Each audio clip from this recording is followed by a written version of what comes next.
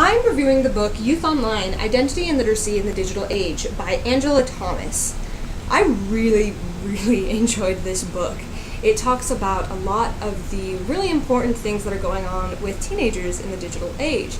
It talks about how they are learning about themselves, how they are becoming more and more literate and able to communicate better, and how they're basically trying to fit into their own skin, that typical teenager stuff, through this entirely new medium and figuring out who they are.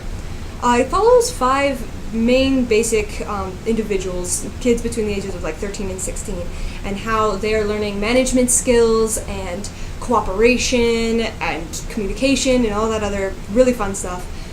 It has a few examples of some kids that are working together to create creative content in a form that I used to frown upon heavily. They were talking about fan fiction and like drawings and art and all these really valuable things that we don't often consider valuable simply because we're just like, oh, it's just fan stuff. It's just things that people are doing for the fun of it instead of for the creative purpose.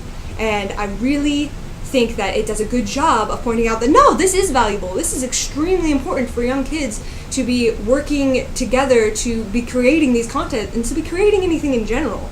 Some of the kids are in the management of their different forums or their different websites, and they talk about hiring other kids to do certain jobs, the corruption of power and what that does to you, where God is and what religion does to you when you're on the internet, and how you fit that into your life. So overall, it was just a really interesting read. I really enjoyed it. The biggest counter arguments that could probably be leveled against it is that it doesn't really talk about pornography or child molestation, that it obviously occurs when young kids are online.